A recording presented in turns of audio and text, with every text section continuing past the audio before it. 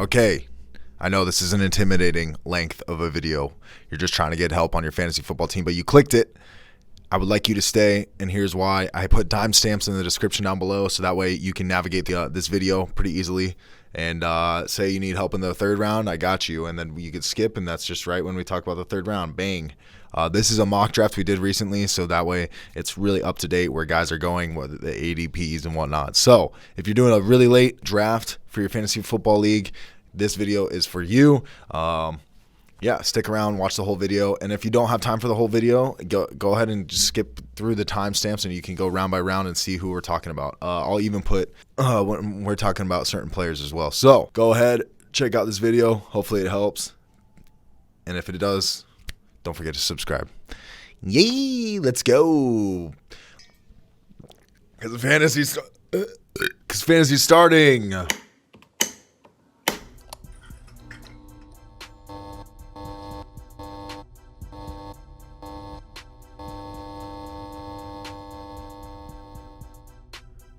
All right, welcome to the AVG Fantasy Football Podcast and YouTube channel and all that good stuff. AVG Fantasy Football is here for your fantasy football team. Today we are going round by round. We're talking about what players we love in every round and what players we're avoiding in every round. We just did a mock draft literally right now, so it's very up to date on how things are flowing. Little 12-team PPR regular, positions. No super flex, anything like that. So we're going to go through we did that mock draft just so we can make sure we have everything up to date. So we're just going to go through and round by round tell you like guys we love in each round, guys we are avoiding. I will preface this. I did auto draft on some of these picks, so don't take it seriously. Don't look at the name and be like, oh my God, why did you take this guy? Listen, I auto drafted and I wanted to keep it strictly dickly to the ADP. Okay, so there's that. You ready to get into it, Tyler? Yeah, I mean, I'm fucking dying over here. Sound like I'm so super congested. It's because I can't breathe out of my nose, but this is dedication right here. Yeah. Trying to get this out, Yeah. I'm running on like no sleep, can't breathe. But you know what I can do? I can always talk fantasy, boy. Love it. Yeah, bro. I love me some fantasy football. Yeah. Is it? Yeah, it's a good time. So It's the most wonderful time of the year. It really is the most exciting because you just never know what's going to happen. We are like 1 week away from football starting, so let's go into it. So we just did this mock draft. Let's go round one, draft strategy. Where are we going? So, I would say like these first few picks, it's like kind of obvious. Well, who's in the first round? Let's just talk later round maybe. Who are in the later round? Like who's a guy that you're praying falls to you? Looks like you went Kelsey at the 10th pick in this. Yeah, I mean, I like getting Kelsey right there at the 10th spot if you got it. I mean, if we just see like having that huge like positional like dominance of having a guy like Travis Kelsey in your tight end spot, and outside of like Waller and Kittle, I mean, you still don't know what you're gonna get. Obviously, you got Pitts and Hawkinson and Andrews on the board, but once you get past Kelsey, Darren Waller, and Kittle, there's is some type of drop off there. But I do like taking the shot on Kelsey there. If you got like the back end first round, because you can come back and get one of these running backs. We see here in the mock draft that you got Gibson, Nick Chubb, Jonathan Taylor. I've even seen mock drafts where Najee Harris is there, so you can still get like a decent low end RB1 in the second round if you take Kelsey with your first round pick. Yeah, I mean, I took Kelsey at the pretty early. I think I took him in the 8th spot in one of our drafts. And I wasn't mad at it. I don't think you're gonna be upset if you have Kelsey. Yeah. These are strictly for the later rounds. Another guy I love in the first round is Adams, and his ADP. It sucks if you were drafting earlier. It is nice because he was going in like the second round. Sometimes people were drafting other receivers over him just because with the Aaron Rodgers thing. I don't know if I would take him at the 6th spot, but that's where he's at in this mock draft that we did. But I'm not mad at Adams in the first round.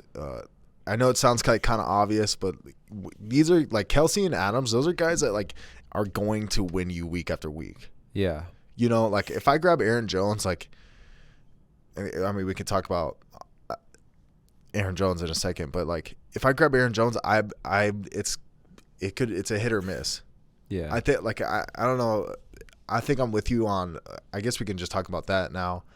Is there any other? Well, before we go on to it, is there any other guys that you're just like praying that land to you in the first round? You like Eckler too, right? I do like Austin Eckler a lot. I think. I think the upside for Eckler is easily top 5. I mean, if we're talking about Eckler being like a top 3 running back, I wouldn't be surprised at all. I mean, you get the offensive coordinator from the Saints coming over, so they're going to utilize Eckler the way they utilize Kamara. I mean, arguably those are 2 of the best pass catching running backs in the NFL. And one thing I really like about the Chargers is that they beefed up the offensive line. They go out and they go get Corey Linsley from the Packers, who's one of the better centers in the NFL, and then they drafted Rashawn Slater out of Northwestern, I believe it is. So they kind of like boosted up and beefed up that offensive line. And when you do have a guy like Justin Herbert, Mike Williams, you got the rookie Josh Palmer, and of course Keenan Allen, like stretching the field. It's only going to open up the lanes and make things easier for Austin Eckler, who is a smaller back, and when you're in the trenches, it's the guy's so short and like fast that it's kind of hard for defenders to see him sometimes. And when he gets to the open field, he's got breakaway speed. And so yeah, I love me some Austin Eckler. But the Aaron Jones thing you were saying is like I had the 12th pick in one of the drafts we did, and you passed on him. I passed on him. I don't know what it is. Maybe it's just I'm just not a big Aaron Jones fan. I mean, I think the guy's super talented, but I went with it's a full point PPR. I had the 12th pick. I went with Stephon Diggs, who for me he's my number one. He's my number one wide receiver, and so I went with him. And then I had a dilemma. It was either Aaron Jones or Antonio Gibson, and I just love Antonio Gibson. So I ended up going ultimately with Gibson over Aaron Jones, and the reason is because I do believe A.J. Dillon gets more involved for the Packers. I think people are sleeping on him. I feel like people are thinking like, oh, Jamal Williams is gone, so now it's just going to be like all Aaron Jones. But it's like the Packers went out and drafted A.J. Dillon, and it is a long season, so they're going to utilize A.J. Dillon to some degree. And I know it's just preseason, but A.J. Dillon did look good, so I do believe that he's going to snake some of those goal line touches from Aaron Jones when they get close inside the 5 and stuff like that. So that was kind of like the deciding factor right there. Yeah, definitely. I'm with you. That's the one where I'm avoiding. I've seen Jonathan Taylor go in the first round, and that's another one where there's no way I'm taking Jonathan Taylor in the first round. The sample size for him doing really well was, I think it was like the last 7 games of the season. I think you got a bunch of guys behind him. Hines, I think, is going to snake touches from Jonathan Taylor, so I don't like that. That's another one. Aaron Jones and Jonathan Taylor, I'm totally avoiding in the first round. Yeah. So yeah, there's other guys. We could go on to round 2 if you want. Yeah, let's jump in the second round right here. I mean, if you can get Diggs in the second round, like I said, I had the 12th pick and I took a shot on him. But I mean, if you're getting Diggs in the second round, I mean that's if you can start off with a running back like an Eckler and then come back around in the second round and get Diggs, like my dick gets so hard. Yeah, if you can get him on it, thinking about that. Even I see him in the 201 spot, and I'm not mad at it. Like any part of the second round, if you can get Stephon Diggs, and he's kind of fallen all over the place. I don't think I've seen him at like the 212 really. Yeah. I've only seen him kind of like early to middle rounds of the second round, but I do like it a lot actually. Stephon Diggs. And then yeah. I mean, do you want to give any stats why you like it, or you just? I mean, I think we just saw the connection between Diggs and Josh Allen last year. I mean, he led the league in yards, led the league in receptions, and I just don't see a scenario where they fall from that. I mean, I know it's hard to repeat that, but I think they can. I think they can only. It's weird to say, but I feel like they could get better in some weird way because of the connection and the rapport is there. But yeah, and who is someone that you don't like in the second round? Well, like that you're just like, oh, I'm not taking this guy in the second round. I don't care. I do just want to say really quick before we go on to that is that if you can get any of these guys like Nick Chubb, Antonio Gibson, Najee Harris, those running backs, and Eckler was at that point he was going sometimes in the second round, but now I think he's staying in the first round. But like I love all those guys. All those running backs are. Antonio Gibson's going to do really well, just especially in PPR leagues. He's going to be amazing. Najee Harris. The thing is, like, the offensive line's a little bit young in Pittsburgh. They're making a lot of moves. You know, guys retiring, Pouncey retiring. The Villanueva left to Baltimore. They're young, but the thing is that Najee Harris is their guy, dude. That dude's going to touch the ball 350 times possibly this year. Yeah. So that I love Najee Harris in the second round as well. I know I'm a Steelers fan, so it's like, you know, take it with a grain of salt, but I really do believe that he's going to get back to those like Le'Veon Bell numbers and like all those workhorse back numbers. Yeah. But as far as and then I also like Calvin Ridley kind of in any part of the second round as well. Oh, yeah, for sure. I love Calvin Ridley. I would say it's like Adams, Hill, Diggs, and then Adam, Diggs, Ridley, Hill. Or, yeah, that would probably be my thing. So if you could get those 4 receivers, one of those 3 receivers in the second round, I love it. Any part of it. Yeah, I mean, I think Calvin Ridley could lead the league in targets. Yeah, definitely. I mean, we could see him push 180 targets. I know it sounds ridiculous, but I mean, I think Julio Jones had like 200 targets one year. Yeah, stupid like that. Right. Yeah, and then it's it's not like they invested in like this. And they have Mike Davis, but they're not. It's not as though they feel obligated. Yeah. They don't have they didn't sign a guy from another team, like a running back from another team, whatnot. Yeah, like I love getting a RB1 in the first round, and then if you obviously. Once you get past Gibson and Chubb, like I'm taking Ridley over Jonathan Taylor, Mixon, Clyde Edwards, Montgomery, like those guys. That's kind of like, Gibson's probably the guy where that's like the cutoff point for the running back. Where if Gibson's gone, then I start looking at these receivers of Ridley and D-Hop potentially. Yeah. I don't like in this mock draft. Obviously, every mock draft is different, but I don't like Kittle in the second round. Me neither. Especially before Waller. I do like grabbing Waller in the second round, though. Like, if you can't get Kelsey and you can get Waller in the back end of the second round, I'm not mad at that at all because, I mean, we saw what he did last year, and, like, I just don't see a scenario. It's kind of like with the Diggs thing. I don't see a scenario where things change. Like, not much has changed, and Waller is the go-to guy there, and I think the production is going to be pretty similar to what it was last year. And like I said with Kelsey, if you can get that positional advantage at the tight end spot, it's huge, and not having to stream a tight end makes a big difference. Yeah. If you do grab Waller, I do like grabbing a running back first in the first round. That way you can solidify like a top 10 running back. You have your solid RB1. Then you come around and you grab Waller in the second, because once you get to the third and fourth round, there's some good value there for other wide receivers instead of going like receiver Waller, because then when you get to the round 3-4, the running backs kind of fall off. If you can't grab like there's only a handful of running backs like in the third and fourth round, I feel like that you'll be okay with. So yeah, if you can go receiver and then grab Waller, running back, sorry. If you can go running back in the first round and then grab Waller, I like that strategy if you want to grab a tight end early. There's a couple guys, we made the do not draft list for wide receivers, and I put AJ Brown on it, and I'm going to talk about it again right now. Is AJ Brown? I don't like that as my wide receiver 1. Yeah. And then even in this example, this guy went Dalvin Cook, AJ Brown, and then he went Pat Mahomes. So now this guy has AJ Brown as his wide receiver 1. I just hate having AJ Brown as my wide receiver 1. I think he's going to do well. Don't get me wrong. I do think he's going to do well, but I think you can get Julio Jones later, so that's why I'm like in the second round I'd rather grab like these other guys, like maybe one of those tight ends, or even I've seen Joe Mixon fall towards the end of the second round. I'd rather grab something like that. There's just a lot of value, that similar value to AJ Brown, that coming up in this next round. So that's why in the third round, and so that's why I'm just AJ Brown is like kind of like that's why I don't have him in any league. Yeah. Because of that, because I cannot get him in the next in round 3. There's not a lot. I mean, there's still a ton of value at all these spots, or pretty much. I mean, like Hopkins, I'm not mad at it. I think that offense is getting kind of crowded, but so I'm kind of like here or there about Hopkins, but I don't think it's a bad pick. I still don't know how I feel about Metcalf in the second round. I'm just not excited about it, I guess. You know what I mean? Yeah, I like Metcalf for where he's going. He's going like in the back end of the second round. I mean, I'm not mad at that at all.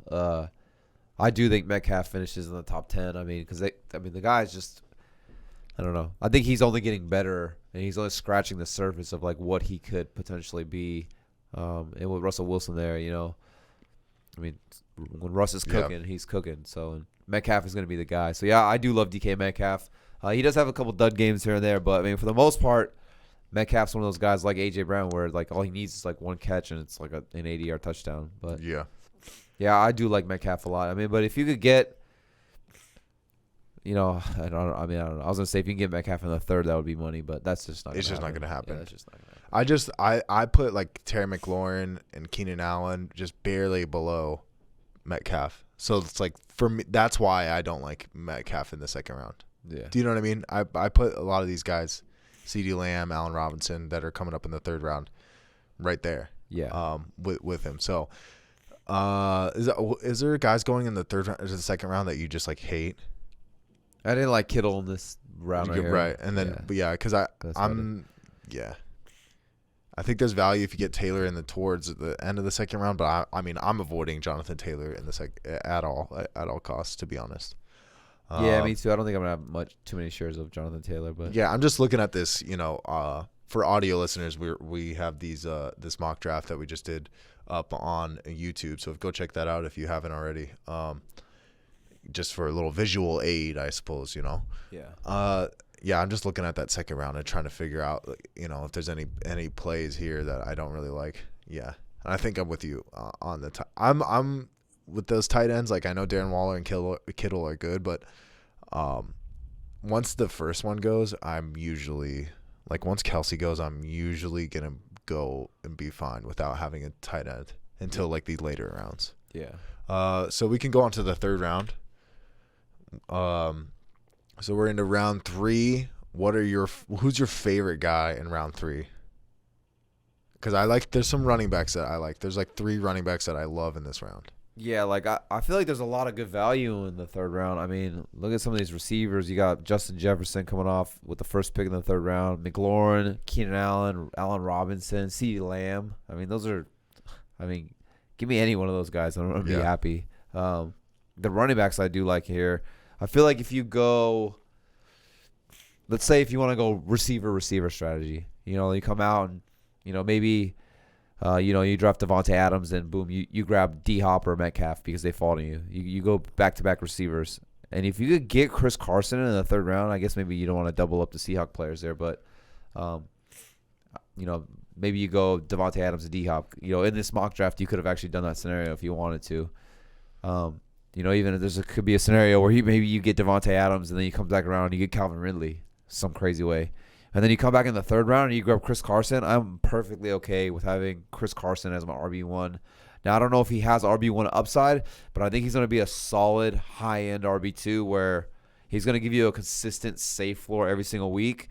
And, obviously you draft a guy like Adams and Calvin Ridley or D-Hop to have those guys give you those, crazy boom games. And then Chris Carson's just like your consistent, I think we said he was on the Do Draft List episode where, he's just a lunch pail kind of guy. He just comes to work, he gets the job done, and then, doesn't say much, but he just comes in and he just gets it done. Right. I love Chris. No, I know. It's okay. I forgive you for not being able to breathe. So, no, I love Chris Carson. Yeah, Chris Carson and David Montgomery are the guys I'm targeting in all my drafts for that third round. I tend to draft a little bit more balanced. Not in these first couple of rounds. I try to go running back, receiver, running back usually. And that's what I did. In this one, before I started auto drafting, I went, Saquon, Calvin Ridley, Chris Carson. Chris Carson's just gonna get the workload. I believe it too. David Montgomery is right there with him. I have David Montgomery a little bit above Chris Carson, but I think it's right there. If I wasn't gonna grab these running backs, Terry McLaurin is the guy that I love in the third round. Yeah, I was gonna ask you, out of those receivers there, you got Justin Jefferson, McLaurin, Keenan Allen, and Allen Robinson. How would you rank those 4? I would go. probably how it laid out. So it lays out here. Oh, I'm not a big fan of Justin Jefferson. Not that I'm not gonna have him in any leagues, but out of all those, I would say Terry McLaurin. Then I'm targeting probably Allen, and then probably Justin Jefferson, then Allen Robinson. Probably in that order. Yeah, so if it's a full point PPR, I mean, I think we just see what this is tough here. Like, I'm looking at my rankings right now and how I have it, but then it's like when I look at it, I just think the ceiling for Terry McLaurin is like through the roof. Yeah, like, he's got top. Like, we so saw much upside. We saw Davante Parker kind of turn it on with like a half a season with Fitzpatrick as being like the guy, being like the main passing attack. Yeah, and he was like, I don't know, a top 12, at least top 12. I can't remember. But I think he finished top 10 wide receiver Davante Parker did with Fitzmagic. So, like, the ceiling for McLaurin is just so intriguing. And, like, obviously you get Keenan Allen and Allen Robinson. Like, those guys are PPR machines. They're going to see 150 targets probably.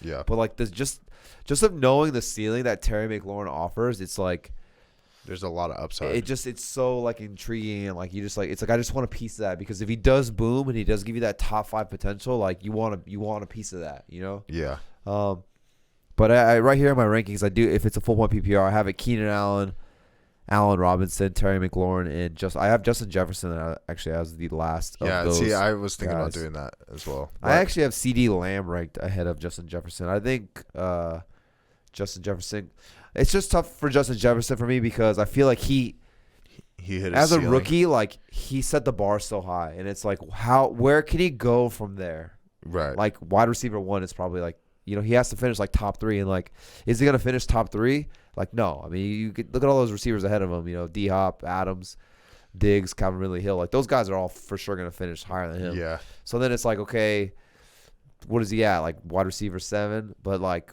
I don't know, man. Like, Keenan Allen, McLaurin, and CeeDee Lamb. Like, those guys' ceilings are just as high as Justin Jefferson. And not to mention some flyer that could, you know, these later rounds that could jump up ahead of him. And you could argue all those other receivers have a better quarterback than Justin Jefferson. For sure. For sure. I don't know. I just feel like Justin Jefferson, like, set the bar so high, and like, you're basically drafting him at what he did last year, and he has to replicate what he did last year in order to, like, break even with the draft capital that you're spending on him. You know what I'm saying? Yeah. In the third round person, another running back, James Robinson seems to be going around. He's kind of all over the place as ADP. I've seen him go early. I've seen him go late. You know, when the news came out, I've seen him go in the second round. But in the third round, I don't know how. I know he's going to probably get most of the volume, but Urban Meyer being in Jacksonville, you know, having like a college coach on an NFL team, it is so you don't know what the fuck they're going to come out with. You know what I mean? You don't know. You know, they have Carlos Hyde there. I don't know. I think that they like Travis Etienne, and like even then there was still a lot of question marks. So James Robinson's I like that guy. I think he will do well, but there's no like financial ties to him. You know, he is an undrafted free agent that did really well last year, and then so there's just too many question marks. So he's probably, I would not draft James Robinson in the third round. I don't think. Would you? So I think he's being appropriately priced after the Etienne injury. I mean, this guy finished top 10 last year, and you could argue he was pretty consistent. You can't even argue. It's a fact that he finished top 10 last year, and the fact of the matter is that this offense is better than it was last year.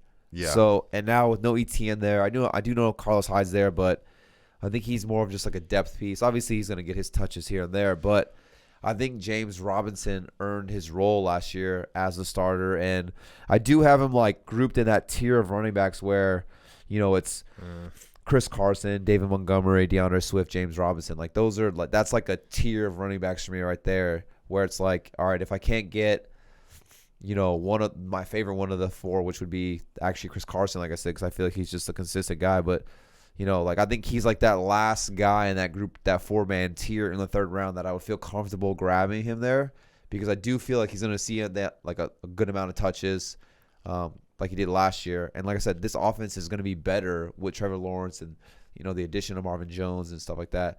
So yeah, I think it's being appropriately priced. I mean, for me, it's just like, do you want? It's kind of like you pick your poison. Do you want James Robinson? You want to go running back, or like do you want to go receiver? You know what I'm saying? Because maybe McLaurin does fall to you. Maybe Cedee Lamb does fall to you here. And for me personally, like I would just rather have one of those receivers there. That's why I do like to go running back early, because these wide receivers in the third round are just so juicy. And would you be surprised if Cedee Lamb or McLaurin or Keenan Allen or Al Robinson, like any of those guys finish top 5? Like you wouldn't be surprised, Right. And I feel like it's an easier outcome for those receivers to finish top 5 compared to David Montgomery, Chris Carson, or James Robinson to finish top 5. So that's why I do like to go running back early, and then I'll grab like one of these receivers in the third and fourth round. Right. Yeah, man. I just sorry, distracted for a second here. Yeah, man, okay, let's just say this: James Robinson, if he lands in the 4th, I love it because I've seen it happen. Yeah, for sure. That's I'll just say that. Yeah, no, So it'll happen. Especially in some of these leagues, people probably don't even know ETN's out. You know what I'm saying? Like, that's like, definitely. like they're oblivious to it, and like you said, he does fall to the 4th. And if he falls to the 4th, I mean, yeah, You get it in the live draft. I love it. Do you want to move on to the 4th then? yeah, we jump to the 4th round right here. All right, let's do it. Let's go to round 4. So obviously, I said James Robinson lands it out there. I like it. So we got Pitts goes, Godwin, Cooper, Woods, Jones, Cooper Kupp, all these guys, and then I went before I started auto drafting. I went Julio Jones in the 4th round. I love Julio Jones in the 4th round. Yeah. I mean, like I can't say it enough. I think he'll be the 1B there, if anything. I got into an argument in the comments about it with some people, but yeah, I just I think it's better value. You're on this Titans offense for wide receiver. Julio Jones is still, I know he's 32, but he's still really good. Yeah, I'm curious. Yeah, go ahead. Well, I was gonna say so I get Amari Cooper in the 4th round here. I don't know. I feel like there's so much Cedee Lamb hype going on, which he deserves it. I mean, Cedee Lamb to me was the best receiver in that class. I mean, you could argue Judy was up there. I don't know why the Raiders decided to take Henry Ruggs first out of that class. They're a bunch of idiots. I mean, you obviously have Justin Jefferson as well in that class. But I think Cedee Lamb was the best wide receiver. And but I think people are sleeping on Amari Cooper. Amari Cooper's good. He's good, man. I mean, and he's been battling some injuries, or they've held him out of practice and preseason and all that stuff. And maybe it's the Hard Knocks hype or just watching a couple videos. But, I mean, that guy is one of the best route runners in the NFL. And, I mean, we saw it last year with Dak. I mean, the first couple weeks, he was on fire. Like, the biggest thing for me with Amari Cooper was his inconsistency of boom and bust. Like 1 week he'd get you 20 points. The next week you're getting like 5, 20, and then 5. And he was just all over the place. But those like first 5-6 weeks or whatever it was with Dak, he was just so consistent, getting 8, 9, 10 targets a game and just putting up solid numbers across the board. So, yeah, if you can grab Amari Cooper in the 4th round, sign me up all day, every day. And you know me, I'm not the biggest Amari Cooper guy at all. So I just like it. I mean, there's a lot of good value here. You got Amari Cooper. Robert Woods is going to be probably one of these safest picks in all fantasy football. And then you get Cooper Kupp right there as well. Like you said, Julio Jones right there. I mean, those receivers are just – I mean, like I said, this is why I like to go running back if I can, because when I get to the 3rd and 4th round, give me a Cedee Lamb and a Julio Jones. Give me an Allen Robinson and a Cooper Kupp, a McLaurin and an Amari Cooper. Like, sign me up all day, and I'll take those as my 1-2 wide receivers right there. Yeah. Who do you like better, Cooper Kupp or Robert Woods? I like Cooper Kupp. Yeah, I'm with you too. I think I do like Cooper Kupp has more of like a stable floor as a receiver, especially in PPR leagues. Robert Woods is kind of like up and down. Yeah, I would say that's the difference between the two. The one I don't like in here is DJ Moore. I don't like DJ Moore. Yeah, you knew I was gonna say it. I just don't know what it is. Like, it's not a knock on DJ Moore. Like, I think the guy's a good receiver. Obviously that's why he was taken first overall in that rookie wide receiver class a couple years back. But it's just the fact that you have Robbie Anderson, and shout out to you last year. You called it. You said, no, I don't think enough people are talking about Robbie Anderson, and boom, you fucking hit that nail right in the head. I mean, Robbie Anderson came out the gate swinging, and he was balling. they go out and they get Terrace Marshall Jr. out of LSU, who I love. I think the upside for Terrace Marshall is just through the roof. I mean, they got 6'4". He runs a 4.4 40, and he's being reunited with his LSU offensive coordinator. He's now the offensive coordinator with the Panthers. So they're going to utilize him. And then obviously you got Christian McCaffrey there as well. So there's just a lot of mouths to feed there. I don't see him being peppered with targets the way a Cooper Kupp, a Robert Woods, Julio Jones, Amari Cooper. I feel like he's not going to get that high target volume compared to some of those other guys. So I don't like DJ Moore in the 4th round right there. I just feel a lot more comfortable with those other guys. I'm with you. Also, Chris Godwin goes in the 4th round. It's not so much. I don't think that Chris Godwin's like a bad pick or whatnot this early. There's so much going on with Tampa Bay's offense. You got Gronk, you got Godwin, you got Mike Evans, you got Antonio Brown, who's Tom Brady's boy, and Gronk's Tom Brady's boy. You got Ronald Jones, you got Fournette. Then you got Gio Bernard gets signed. He's a pass catching back. You have so much going on this offense. I can't look. I'm looking at Mike Evans goes at the 312 and Chris Godwin goes at the 402. Both those guys like aren't the clear number one. You look at Cedee Lamb, it's like that's clearly the most talented person in Dallas. I would say like clearly, but I mean, or I guess the hype, I suppose. Yeah, I mean, I'm saying like Keenan Allen. Okay, let's look in the 3rd round. You got Terry McLaurin's the guy in Washington. Keenan Allen's the guy. You know Robinson's what I'm saying? The guy. Yeah, Like, I think CeeDee Lamb was probably the worst one you could have. Yeah, probably. Sorry. Yeah. But so like that for that reason, I'd rather grab one of these guys that you just know 100% that they're going to be there. You know what I mean? Mike Evans and Chris Godwin, it's a fucking hit or miss. Yeah.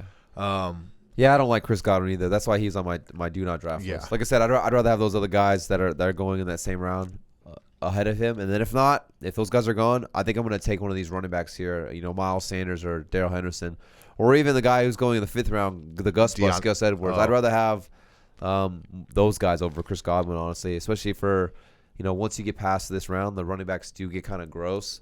So. I mean, what's your thoughts? Yeah, like the one I don't like here is obviously Josh Jacobs. I don't like Josh Jacobs being drafted in the 4th round. I don't like any. So we have Miles Sanders, Josh Jacobs, and Darrell Henderson in this 4th round here, and I don't like any of those. Yeah. I don't think I have any of those on any of my teams. Yeah. Miles Sanders, there's a lot of guys there. Josh Jacobs, you always talk about how Kenyon Drake, he got paid a ton of money. What was his contract? Like 2 years, $11 million, I believe. I mean, they're paying the guy. Yeah, they're not paying him. Yeah. But so for that reason, I'm with you. I'm out on Josh Jacobs. Yeah, just give me Drake like several rounds later. Yeah, you know what I'm saying. I'll see what the upside is there, or I think it'll be like a similar production there. But I'm not mad at drafting Miles Sanders or Darrell Henderson in the 4th here. I mean, The big concern for Miles Sanders was you had a lot of guys over there. They had Kerryon Johnson, they had Jordan Howard, they cut both of them, so that just kind of frees up some space. I mean, you have Boston Scott who's behind him, who's kind of just like a backup running back. I'm not really worried about Boston Scott, snaking away too many touches. And then Kenny Gainwell, who's a rookie, I'm not really worried about him either. So, and with Jalen Hurts and his rushing ability, I think it does open up the lanes for the Eagles there. So I do like Miles Sanders. I think last year a lot of people thought, I think including us, we're guilty of it too, but we were kind of like expecting him to be like this RB1, where I think he's more of like a middling RB2, Yeah. So yeah, I'm not mad at grabbing him, especially if you go like Kelsey in the 1st round and then you go like receiver, and then you're just trying to find like some guy who's going to see a good amount of volume. I do like grabbing like a Miles Sanders there. And then even Darrell Henderson. I mean, I know they go out and they trade for Sony Michel, but Cam Akers goes down with the Achilles injury. They actually got rid of Xavier Jones, who I liked. He got hurt as well, so they cut him. Yeah. So they just have nobody behind Darrell Henderson, who obviously is another guy who hasn't been the model of consistent health. So, I mean, if Darrell Henderson was to go down, they needed somebody there to fill that role. So I think they just go out and get Sony Michel as a depth piece. Obviously, and I think people are worried about Michel, but I mean, the guy just got there. He's got to learn the playbook. He's got to learn the whole offense. It's like everything brand new. So I think Darrell Henderson is kind of being slept on a little bit with the Sony Michel news. So I think Darrell Henderson is a good value there And the Rams' offense with Stafford should be a lot better and more efficient, which should lead to more goal line opportunities and more scoring opportunities for the offense, which should help Darrell Henderson's value. Yeah. I don't know. I'm not. Can you even hear me right now? Because I feel like I can hear you. You sound fine. You sound fine. No. You sound fine.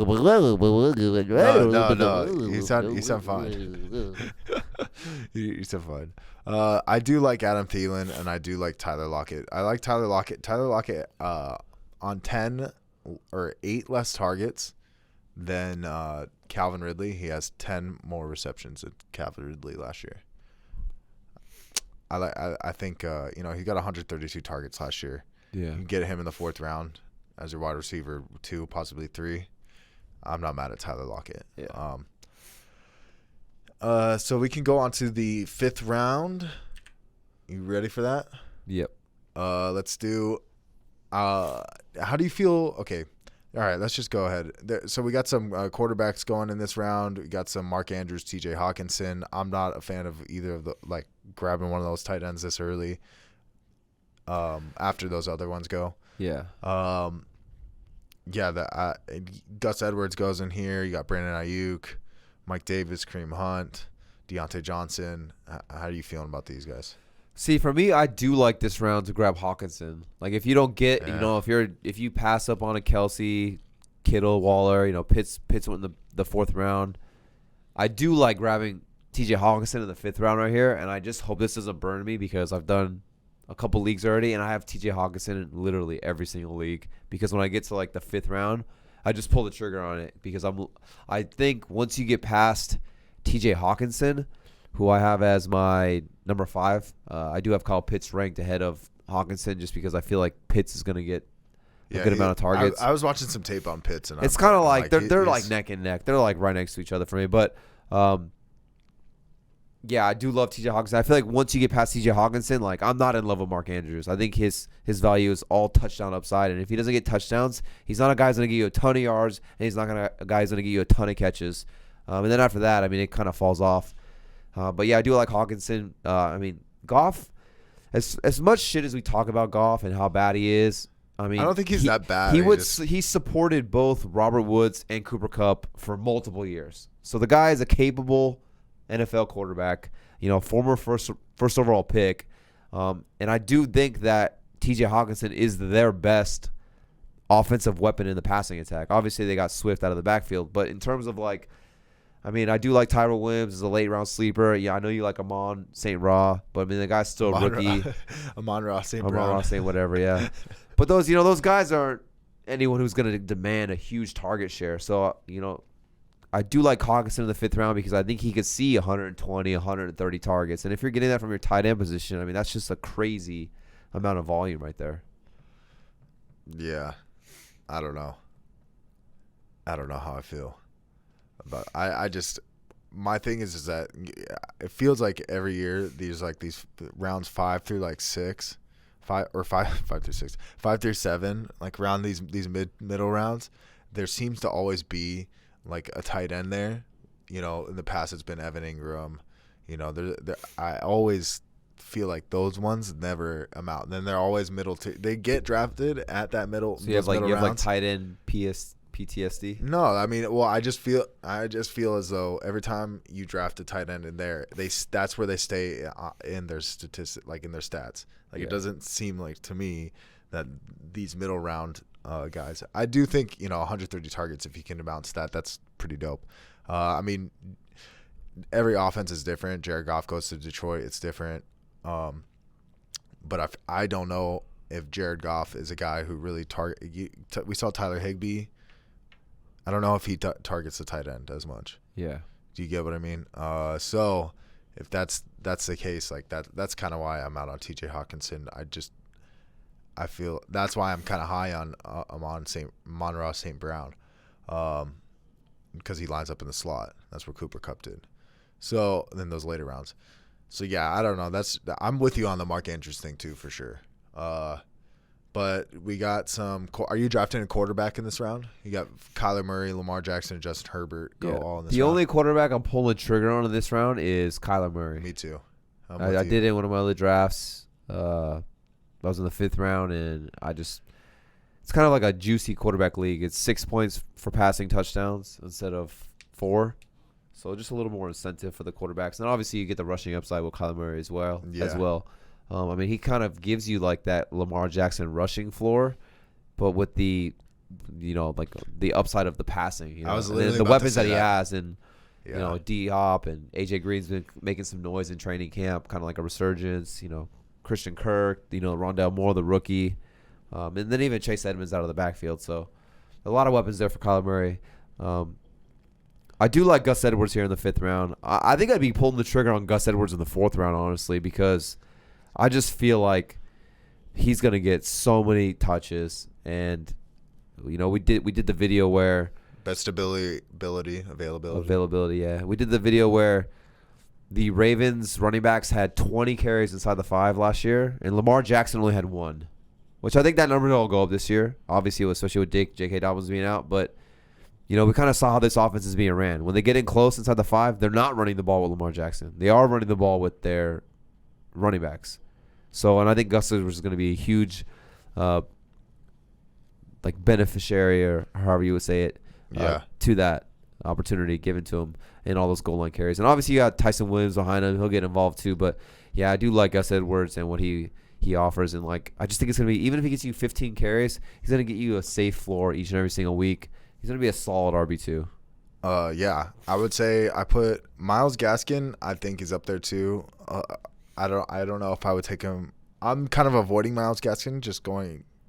Okay, I'm looking at this right now with these running backs. You got Mike Davis, Javonte Williams, Kareem Hunt, Gus Edwards, Myles Gaskin. Gus Edwards, out of all of those, and maybe Mike Davis, are the running back in their offense. Yeah.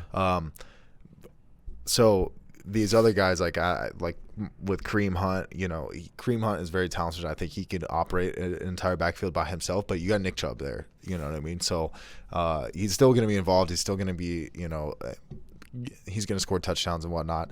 But I'm with you on the Gus Edwards. He's the guy. Myles Gaskin, I don't know if I'm going to target him because you know better than me, but I've looked at some preseason stats and breakdowns, and it's like he's getting like 50-50 splits with Malcolm Brown being with the starters, even though he was more productive. So that scares me a little bit. So if I were to go with any of these running backs, I would probably go Gus Edwards first. Yeah, just because it's guaranteed that this is going to be the guy. Yeah, he's going to be the one in their backfield. So I'm with you that way.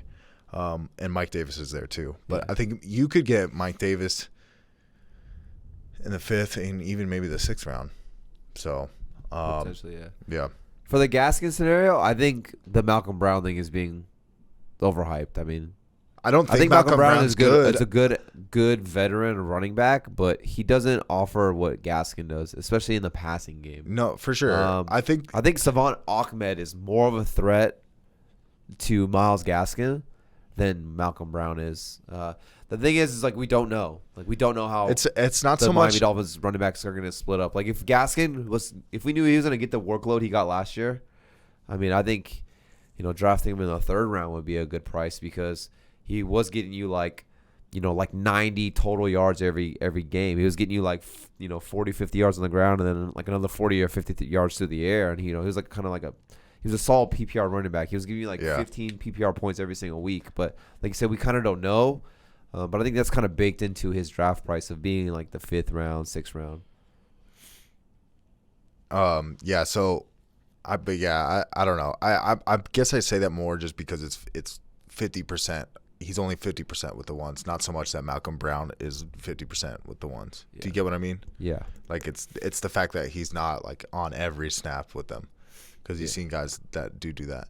Deontay Johnson I just want to say this on the 5th round too. I like Deontay Johnson because he, speaking of the guy in their offense, Deontay Johnson is the wide receiver. He's the wide receiver 1 in Pittsburgh. He's going to get the most targets. He's, and you're getting him in the 5th round. There's some guys that are higher up there that are like DJ Moore, for example, who we kind of shit on is I would bet that DJ Moore gets way less targets than Deontay Johnson. So let me ask you this with Deontay Johnson, and I feel like you're hating on my Miami Dolphins, and I'm like, I'm gonna throw some shade at your Steelers right here. Yeah, sure. So obviously Deontay Johnson, crazy target pace last year. I mean, I don't know what he was. He missed a couple games. We were the one of the. Yeah, he still had like 150 targets or whatever it was, something stupid, right? I'll put it up. But obviously we saw how that offense was. It was a lot of dink and dunk. It was a lot of Big Ben was throwing the ball 40, 50 times a game. You go out and you spend the first round pick on Najee Harris. You're going to run the ball more now. You have a change in the offensive coordinator, so I'm going to assume they're going to get away from throwing the ball that many times, and they're going to want to be a little bit more balanced. Now, with that being said, if Big Ben's not throwing the ball as much, it's not like Deontay Johnson is the only man there. You still have Juju, and maybe he's not the Juju that everyone wants him to be, but Juju's still a good guy, and he's still going to get his. And then you still have Claypool on top of that, so it's just like I'm kind of just trying to figure out, as Anthony always says, like the pieces of the pie. How is this piece of the pie going to get distributed when you're not throwing as much, but there's still – you have less pie, but there's still several mouths to feed because, they're going to be running the ball more. And then you would expect Najee Harris to get incorporated as well out of the backfield. So it's just like, how many targets is he going to see? Was last year kind of the ceiling of what his target share could be, and now he sees a kind of a dip? I mean, what's your thoughts on it? Or do you think he sustains that target share? Yeah, I think there was a lot. I feel like Deontay Johnson he did get targeted. He's just the boom guy. And this is what I think is like, with Najee Harris being there, and this offense going to be changing to not just passing it over and over again. I think opening up that running game, we literally were ranked like dead last in running. I think it was like 31 or 32. So I think by opening up the field that way, you're going to be able to have Deontay Johnson on less of contested catches. He's going to be able to – I think it's going to balance out the offense. Even if he has a regression, Even if he has a regression from 30 targets, that's still 114 targets going to Deontay Johnson. Yeah. I mean, what do you think he's going to get, 100 targets? Yeah, I think he's going to get 100 targets. I just don't think he's going to see as many targets as he did last year. I mean, he had 144 targets last year. I mean, when you're looking at 100 targets, I mean, you're spending a fifth round pick on Deontay Johnson. Let's just say it's 120 targets. I mean, you got guys like Landry, Corey Davis. Those guys are going a couple rounds later. Michael Pittman. Those guys are going to see 120 targets probably, and they're going in like the 7th, 8th, 9th round. Yeah. So it's like, why would I waste a 5th round pick on a guy who's going to get the same amount of targets as those guys who are going several rounds later? That's just kind of like, I'm not saying that I think that's going to happen, but I'm just saying that I think that it is a possibility that they were so pass happy last year that, they like you even said it, like they clearly just like abandoned the run. They did like not, stopped running, and they would just throw. They would literally dump it off. So now when like you're not throwing it as much, and then there's still Juju, Claypool, Deontay Johnson. I mean, you still have Ebron. I mean, I feel like Fairmouth's making some noise in the preseason. It's just like, is he gonna see?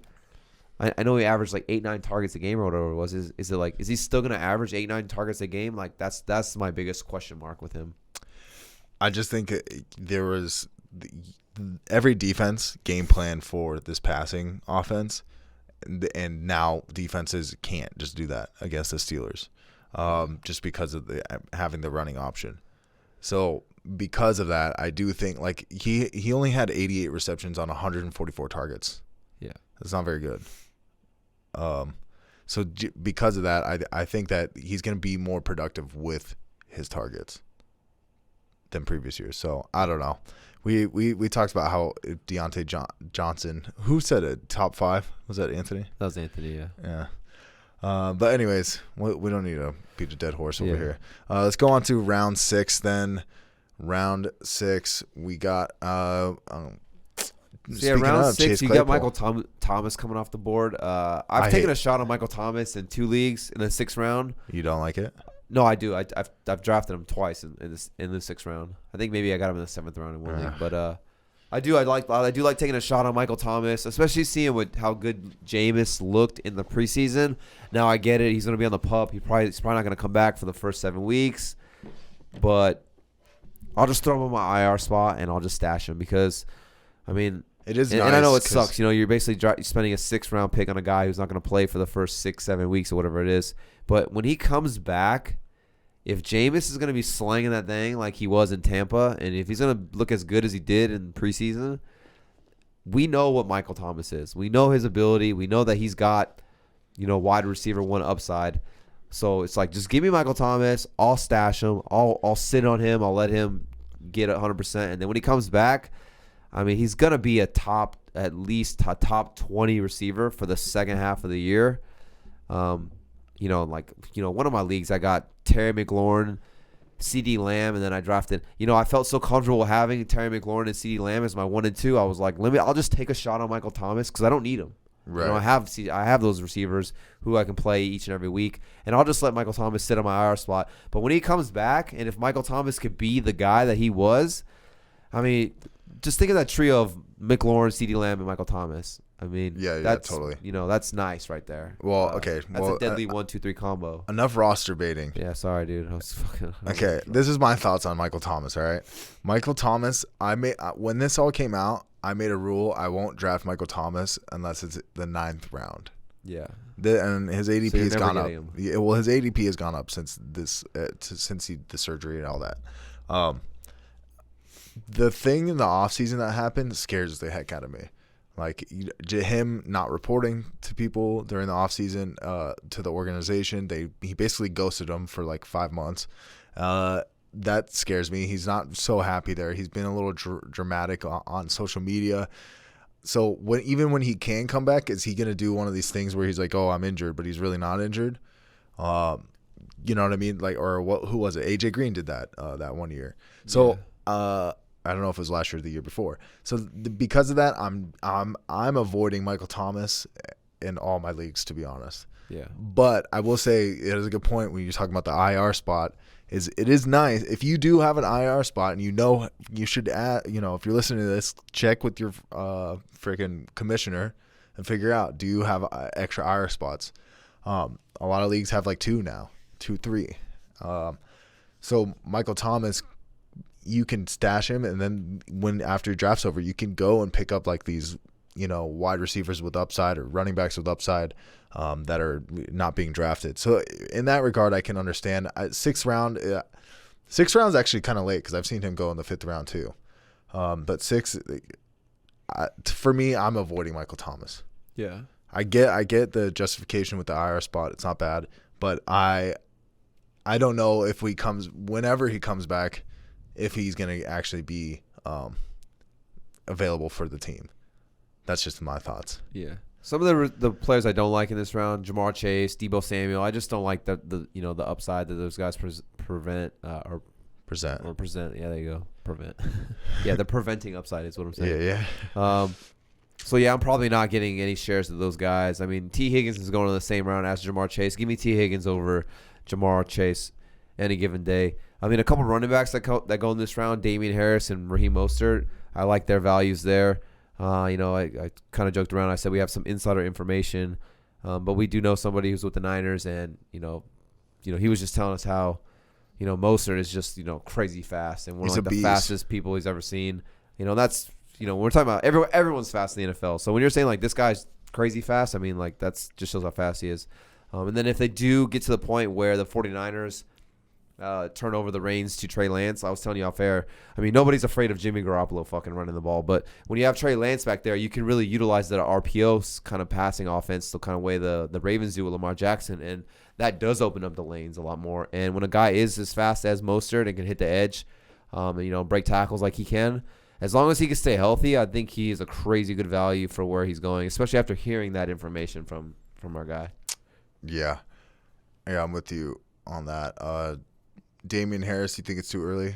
Nah, I love it. I'm going for Damian Harris in the 5th round, probably, honestly. Like, if I need a running back, it's kind of tough because I have Damian Harris ahead of Kareem Hunt and Javonte Williams that went in the 5th round in this mock draft. I think Mike Davis is kind of close, but I don't know. I think I do like Damian Harris in what he presents. I think he could be like a solid RB2, but I do like the other running back there as well, Ramon Stevenson. So it's like if I don't get Damian Harris, I'm going to make sure that I target Ramon Stevenson, which I got in this mock draft in the 11th round. And to the naysayers about the Patriots backfield, I mean, there was that year with LeGarrette Blount.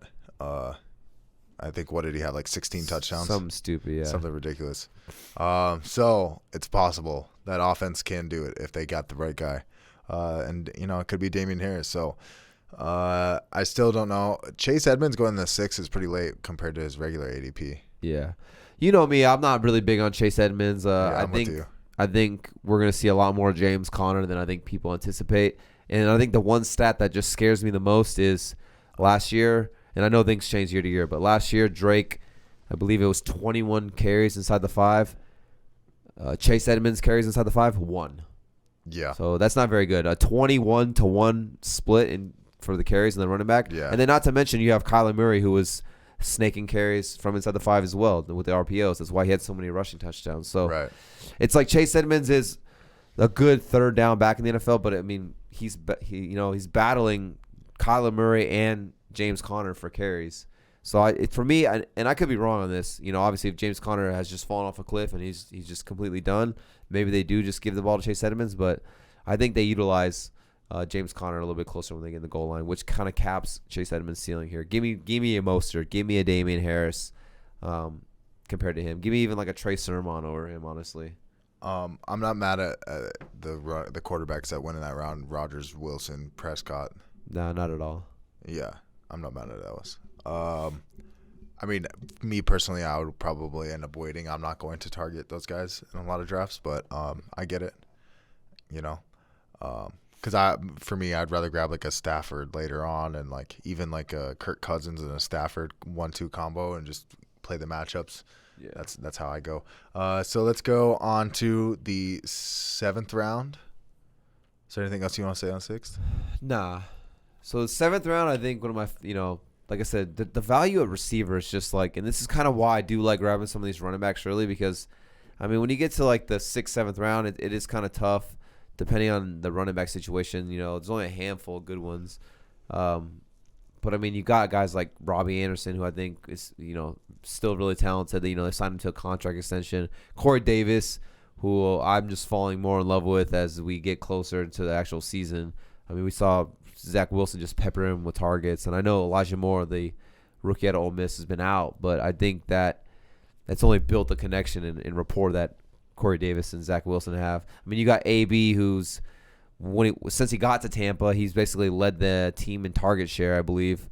That's Tom Brady's boy. And then Davante Smith, Jerry Jeudy, those kind of guys right there. So there's some solid wide receivers here in this round 7. Yeah. And then you even still have some big names that like I'm not personally targeting, but you got Kenny Galladay and Odell Beckham. I mean, those guys are still some pretty big names there. Yeah, I'm not going for either one of those. Kenny Galladay can't stay healthy. Odell Beckham is, we've said enough on. I think Odell Beckham's best days are way behind him. I think Corey, all these receivers are good, and that's why in these previous rounds, you know what I mean. It's like it's hard to justify grabbing these wide receivers when you got all this value. Like Antonio Brown's like great. Corey, Ronald Jones, Leonard Fournette go in the 7th round. I've talked about the Buccaneers. It's the same kind of thing with the Mike Evans and Chris Godwin. You draft either one of those guys or no? Yeah, I cannot grasp drafting either one of those guys. And then also they go out and they sign Gio Bernard. It's like who they're going to utilize in the third downs because Leonard Fournette and Ron Jones couldn't fucking catch a fucking baby out of a burning building. The Nelson Aguilar meme or whatever. Yeah, they just literally can't catch anything. Those two guys. So. Dude, but I mean, and it's not as though in Tampa Bay there was like 1 week or like 6 weeks where we're like, well, now Ronald Jones stepped in or whatever. It literally the entire season it was like back and forth. Yeah. So you have no idea. I think that's going to be truly a running back by committee. Yeah. I mean, if it was just one of them, like if it was just Fournette or just Ronald Jones, I think the values would be a lot higher. But yeah, when they're split up like that, and then like I said, you got Gio in the mix, and because either one of those guys I don't love. Yeah. I don't even love one of them. Like, you know what I mean? Like in general, even if it was one of them, I wouldn't even be that excited. Yeah. I would be more, but not still. So yeah, I think this is a good round to target those receivers like Corey Davis, Antonio Brown, these next couple rounds. So we can go on to round 8. Yeah. Let's do it. Yeah, so round 8 is like, these become kind of a blur, all these rounds, to be honest. But then you got guys like Brandon Cooks. I like Brandon Cooks going in that round. And you can, by the way, you can get Antonio Brown and Corey Davis also in the 8th round as well. I've definitely seen it. I've seen it even farther. So then you got Michael Carter goes, James Conner, A.J. Dillon. Yeah. You had some idiot take the Bucs defense in the 8th round. Yeah, which is annoying, but it could have been an auto. Who knows? Yeah. So then like you got DJ Chark. Not even the computer's that stupid. We got DJ Chark goes in the 8th round. What else we got? Jalen Waddle, Laviska Shenault, Tyler Boyd. You like Tyler Boyd in this 8th round? I do. I think he'll have a safe floor. His upside is just kind of capped because they do have so many mouths over there with Chase and Higgins as well. I think my favorite one in this round that went was probably Brandon Cooks. Yeah, I do. Cooks is nice. We'll see what happens with the Deshaun Watson scenario. I am a little worried with Tyrod Taylor if he kind of caps Cooks' ceiling, but at the end of the day, all they have is Brandon Cooks. I mean, they got rid of Kiki QD. You got Nico Collins. Will Fuller went to Miami. He's a rookie. Yeah, Will Fuller's in Miami. Like I said, they got Nico Collins, a rookie out of Michigan, but he's still a rookie. They really have no real tight end threat. Yeah. I mean, they go out and they get Phillip Lindsay in free agency who can catch the ball out of the backfield and still get David Johnson. But they literally have nobody to throw the football to. So I do think that this offense moves through the air. It's through Brandon Cooks. And this Texans defense is going to be one of the worst defenses in the NFL probably. So they're going to be throwing the ball a lot. Yes, I mean this is eerily similar to last year's Jamison Crowder situation in New York. Remember we were telling everybody like, dude, Jamison Crowder. I mean, you could get Jamison Crowder super late. Yeah. And last year, and like it was the same type of thing. Only last man standing, kind of. Yeah. So yeah. I do like Michael Pittman. You got T.Y. Hilton going on the IR. I think he's out for at least 3 weeks. They do have Pascal and Paris Campbell there, but I think Pittman is the go-to guy in this offense. I mean, I love Michael Pittman coming out last year. He's one of the guys where I just feel like he's going to have a long NFL career. His dad was in the NFL for a long time, former Tampa Bay Bucs running back. Michael Pittman's dad was. I do like what Michael Pittman offers, especially with Carson Wentz. If Carson Wentz could just be capable or even half of what he was when he was good in Philly, I think Michael Pittman's going to have high upside right there. We could be seeing Michael Pittman being a top 20 overall wide receiver who's being drafted in like the 8th round, which is crazy, Sleeper. One thing I don't like right here is Michael Carter. I just haven't been big on Michael Carter.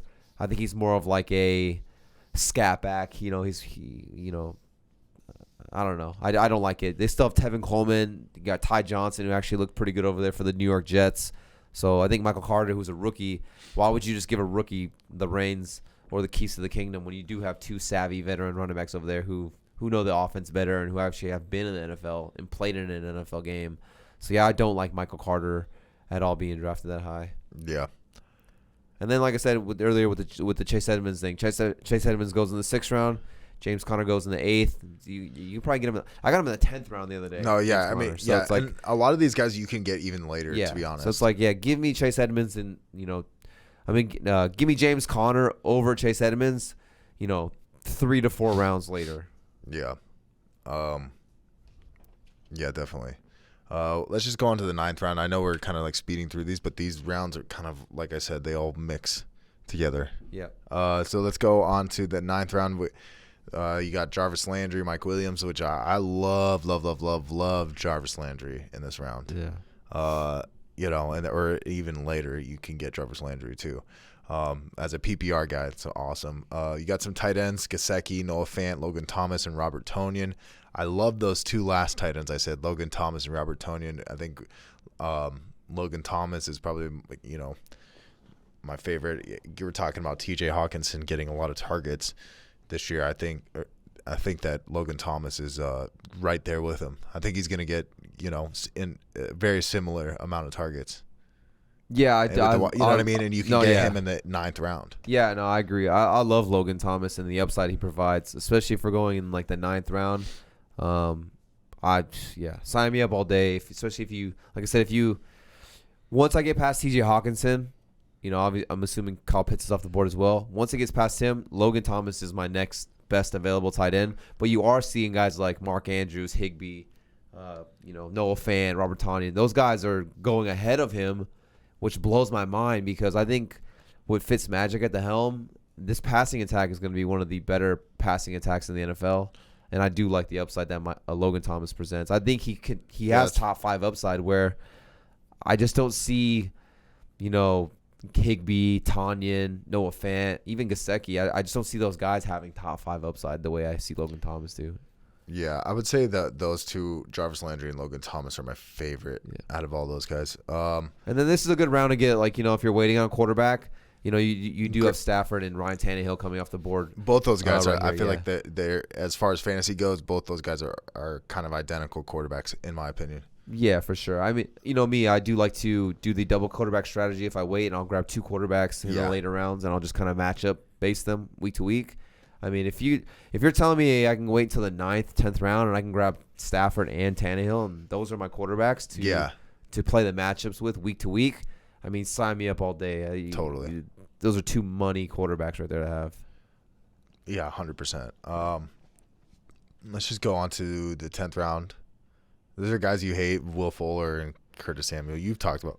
I'm not against Curtis Samuel. I think he's a good offensive weapon for them, and with Fitzmagic at the helm, I think he'll have some good fantasy value there. But I think he's, I want to say, 4th in the pecking order. You got McLaurin, you got Logan Thomas, you got Gibson, and then I would say it's Curtis Samuel. Right. So I don't like Will Fuller there. I think instead of Tua for the Miami Dolphins, instead of him focusing on one guy, I think he spreads it out evenly. I think Waddle, Parker, Gesicki, Will Fuller. As a Dolphins fan, you're avoiding all the wide receivers. Yeah, but I'm just extremely excited to see how electric this Dolphins offense could be. And that sounds so ridiculous being a Dolphins fan.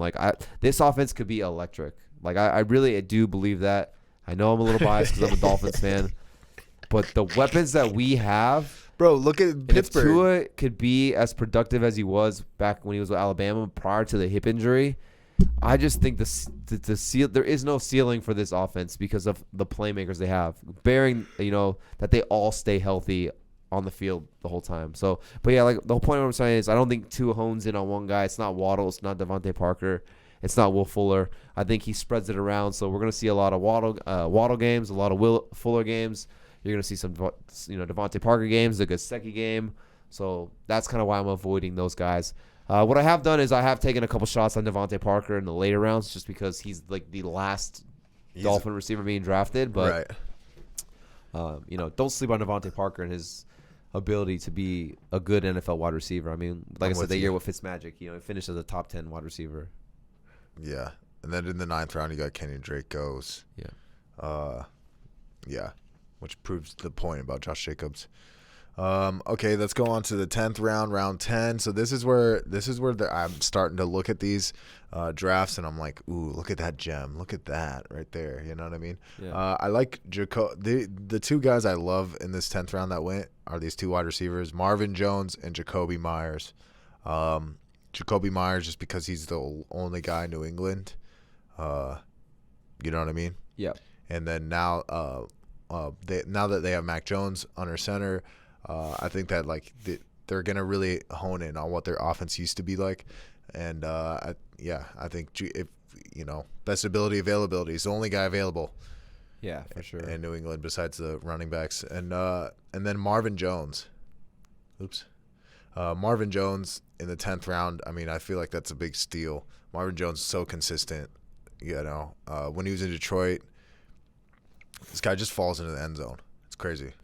Yeah, and I think one thing that people don't understand is that the offensive coordinator for the Detroit Lions, when Marvin Jones was there, is now the offensive coordinator for the Jacksonville Jaguars. So the offensive coordinator went from Detroit to Jacksonville, and then as soon as Marvin Jones became a free agent, he said, hey, I want you to come with me to Jacksonville. So he knows the offense.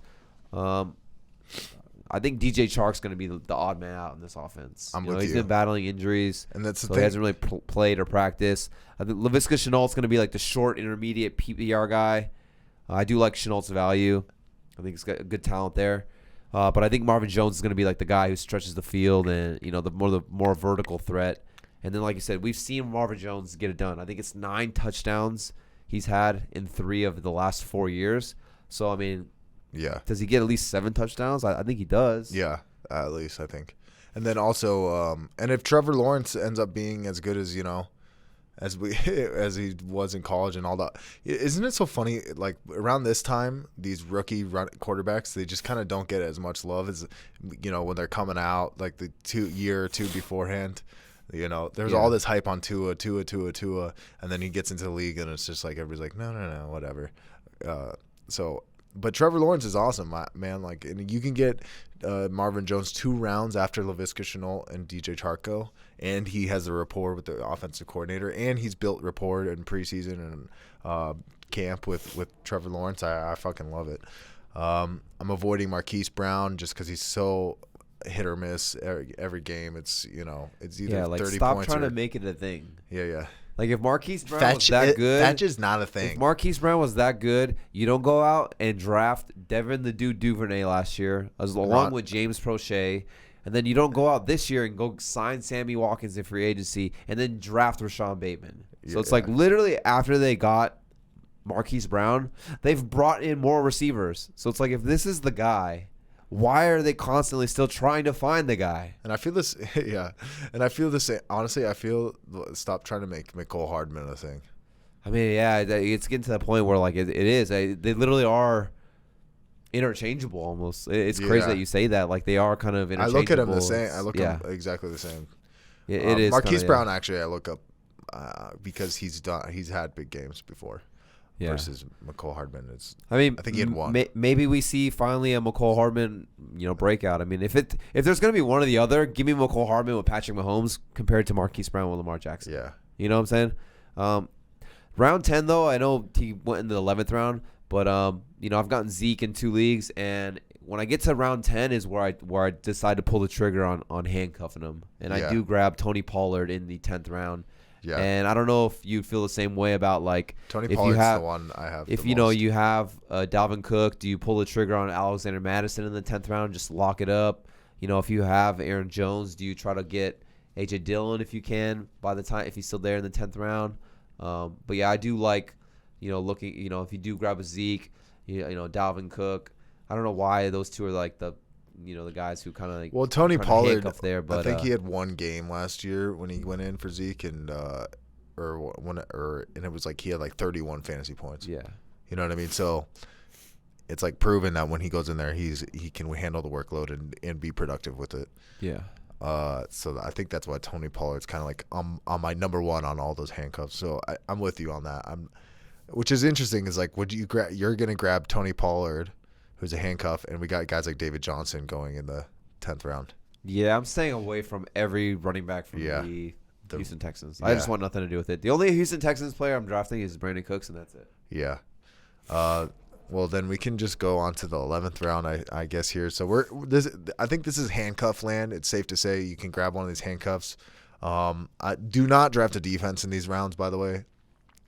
It's just not worth it because you got look, I mean, obviously there's some defenses that went ahead. My thing auto-drafted me, the Ravens defense. Yeah, I don't do that. Or a kicker. Do not take a kicker on the Justin Tucker round. goes. So there is a gem and a couple gems in here. This is where obviously we got Tony Pollard goes. We got Ramondre Stevenson goes. You got Devin Singletary and Zach Moss going in the same round here in the 11th round. I think Zach Moss is probably the one that sticks out the most to me. Yeah. In the 11th round, you got, they just paid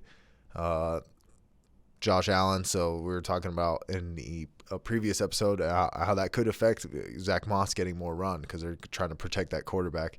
So yeah, I mean, if you're getting the main running back on a Bills offense who used to be a run first team before Diggs got there, yeah, I mean that's to me that's a steal. You're getting a number one running back in the 11th round. I love that. Yeah, I mean I like Ramondre Stevenson Stevenson from the rookie from Oklahoma for the Patriots. They get out, they trade Sony Michel. Obviously it boosts Damian Harris value, but with no Cam Newton as well, he's kind of like the next man up. And I do think that you're going to see a lot of games where, they get close, and instead of Damian Harris, it is going to be Ramondre Stevenson. I mean, the guy, and I know it's just preseason, but he led all running backs in preseason in rushing yards and touchdowns. He had 5 rushing touchdowns in the preseason, and he's the main reason why I think they moved on from Sony Michel is because they saw how good he was and what he's capable of doing. So I love getting some Ramondre Stevenson on my team. Even in the 10th round, I'm reaching for him and I'm grabbing him right there. Would you take Tony Pollard over Zach Moss? If I had Zeke, yes. If I didn't, I'm going Zach Moss. Okay. I'm just curious. Yeah. And then we got Henry Ruggs goes. Okay, since we're getting towards the end of here, maybe I'll save it for the last one. But there's a couple of receivers in these later rounds, and you could substitute this 11th round for I'll just wait till we go to the 12th round. Yeah, maybe because this has been going on for a while, we could just kind of say some of the last. Okay, couple. We don't have to go round and round, but just some of the players you like. So, I know you like Darnell Mooney probably. I love round, Darnell Mooney in these later rounds, but I've kind of been shying away from him and going more towards Russell Gage. I love Russell Gage this year. Yeah. But Darnell Mooney is right there with that, and because Russell Gage, he wasn't even getting drafted for a while. The what's it called? The news is out, I would say. Yeah. On Russell Gage, 109 targets last year, and then they lose Julio Jones, and now he becomes the wide receiver 2 there in Atlanta. They're going to be behind in a lot of games. I think they're going to pass the ball a lot. Matty Ice, hook it up. Russell Gage. I think that those targets are going to go up, and he's going to be even more productive. I could see him having maybe a 3/4 of what Calvin Ridley had last year. It's very possible. Yeah. A guy like Marquez Callaway, he went in the 12th round in this one. I mean, we saw it in preseason, that game on Monday night against the Jags. He had 2 touchdowns with Jameis Winston. It looks like that's going to be Jameis Winston's go-to guy until Michael Thomas comes back in. I do believe that the reason why Chris Godwin had that crazy good year with the Bucs and finished as wide receiver 2 is because of Jameis Winston. He was just peppering him with targets. So I think Marquez Callaway is a crazy good value in these later rounds, especially if Jameis Winston is just going to be peppering him with targets. Yeah. So that's how I feel. And then in terms of defense, obviously you got to wait. You'll start seeing people pull the trigger on defense in. You're going to get the Bucs, Washington, Ravens, Rams, Steelers. Those defenses are going to come off the board. But for just me personally, I think they have number 1 overall defense upside is the Denver Broncos. And even if you don't like the Denver Broncos, at least draft them. Like I said, they're not even being ranked top 10 on Fantasy Pros right now. But you draft the Denver Broncos defense, and their first 3 games are the Jags, the Jets, and the Giants. Are you really worried about any of those offenses? Probably not. Yeah. And the Denver Broncos are going to have, if not the best secondary in the entire NFL. I mean, they got some good safeties. They probably have the best safety combo. I think it's William Jackson or something. I can't even remember. But their safety combo is just ridiculous. And then they get Patrick Surtain, Bryce Callahan, one of the Fuller guys. So it's just I love the Broncos defense. It is money. Yeah. I was sold when you sent me that Patrick Surtain video. So wait, tell me, dude, I'll mute your mic. I just couldn't, yeah. That's no, you're good. Just dying over here. Just tell me to mute it. I don't even care, dude. I'm fucking dying. Okay, yeah. Anyways, so that's it. We just want to go round by round and give you a little extra draft strategy. If you're drafting your fantasy football team this weekend, good luck. I hope you do well. And I hope this video helps you. Yeah. I hope everything helps you. You know what I mean? Subscribe to the YouTube channel if you haven't already. Leave us a review on the Apple Podcasts app if you haven't as well. That helps us out big time. Anything else you want to say, Tyler, before we get out of here? Does anybody have a good anti-congestion relief pill? Because your boy cannot breathe. I cannot breathe. Yeah, it's pretty bad, huh? Yeah. I'm struggling over here. Yeah. But you know what's not struggling? My fantasy teams. All Okay, thank you for listening. This has been the AVG Fantasy Football Podcast, and us big boys are out.